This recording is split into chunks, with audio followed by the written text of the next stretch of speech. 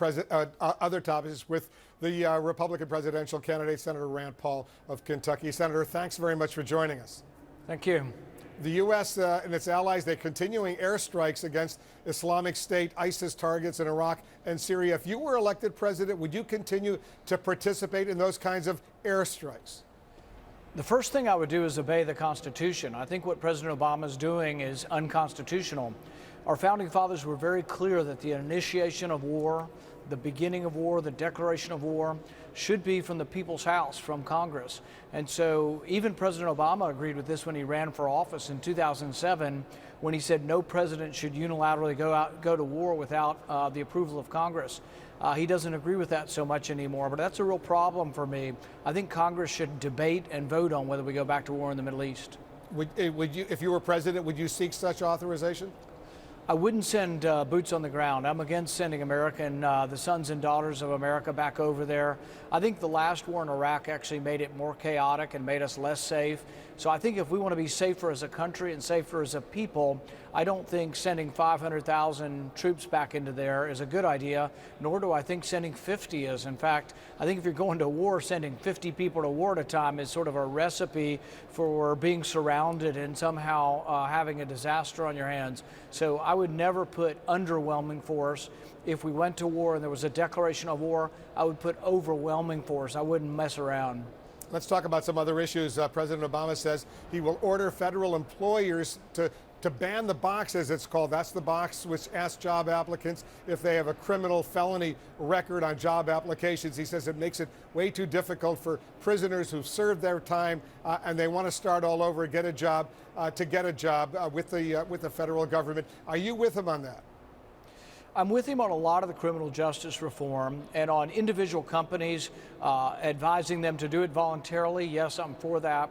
For the federal government doing it, mostly yes. I think there can always be exceptions to every rule. Obviously, federal child care and things like that, there have to be more stringent rules on who can be hired.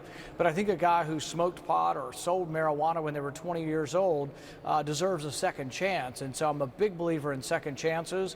And I think that if we wanted people to be employed and not back in the drug trade, we should allow their records to be expunged and go away, give them a second chance, particularly if we're talking about nonviolent crime. Did the president do the right thing, releasing several thousand prisoners who had nonviolent records, serving long terms largely for drug sales or drug use, drug abuse, or whatever? Or do you agree with Bill Bratton, the New York City police commissioner, that releasing all these prisoners poses a danger to the public? No, I generally favor it. I don't want to say I know every instance of everyone that got released because I don't want to be responsible for that because I haven't looked at their records. But in general, yes, I think they should be. Many of these people are minorities, African Americans, who got sentences sometimes 2, 3, 4, 5 times longer than their white counterparts because there's a disparity in sentencing between crack cocaine and powder cocaine. There's some people in our prisons who are black primarily, who were given sentences of 10 and 15 years, whereas a white kid that was going to college and using powder cocaine got 6 months of probation. That's still not fair, and the fact that the president is correcting some of that, I commend him and would support that. I don't want to support every individual instance because I haven't had time to look at every file to make sure it was a correct decision. Your friend, Republican Senator Mike Lee of Utah, he posted a viral video of you doing that filibuster the other night, trying to stop the budget deal from going through. You failed because the final vote was 64-35. You need 60 to break that filibuster. But just explain, what would you have done with all those debts that the U.S. has accumulated? Would the U.S. have defaulted on those debts, potentially undermining America's credit rating, which would have cost the American public a lot? One of the things that's extraordinary that I still don't completely understand about the internet is that, I filibustered raising the debt ceiling. My friend Senator Lee put up a snippet of that, and 21 million people saw this snippet. This is more people than watched the last Republican debate, so it's fascinating to me that you can stand up, make your stand at 2 in the morning when no regular news coverage covered me at all, and yet 21 million people saw this. If I were in charge, I wouldn't raise the debt ceiling. That means we'd balance our budget. We would have to spend what comes in. We have about $250 billion that comes in every month. Our interest payment ranges between 30 and about 60 billion a month. We always have plenty of money for interest. There's no reason to default. In fact, I have a bill that specifically says we should pay the interest. We should pay Medicare, Social Security, soldiers' salaries, and Veterans Affairs, all as a priority, and then we should debate. We should have a long, drawn-out debate on whether or not we should reform our government. But I think it's irresponsible to raise the debt ceiling and also raise the spending caps. We went in exactly the wrong direction, and I've been traveling the country. I've not met a Republican yet who supports raising the debt ceiling and raising spending at the same time. 24 million people saw the last Republican debate that was on CNN. 25 million saw the first Republican debate. So your 21 million that saw your viral video is close, but it's not more than saw the Republican debates. Just wanted to We're still working on it. Maybe we'll get there. We'll see. Maybe you'll get there if you keep going to take a look at that video. I'm sure after this interview, more people will take a closer look at that as well.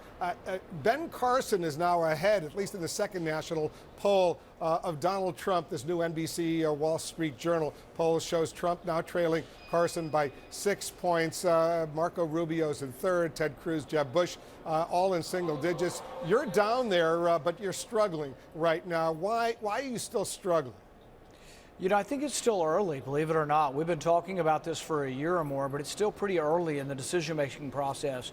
Every one of the polls that you have cited, 2/3 of the people are undecided. And then the pollster says, well, no, who are you leaning towards? So it's still a poll of leaners among undecided voters. It will crystallize in January. If I'm here in the third week in January, we'll be worried. But we still think there's a great deal of movement to have. I think many Republicans don't believe that Ben Carson or Donald Trump will ultimately be the nominee. So we still think there'll be a reshuffling of the deck.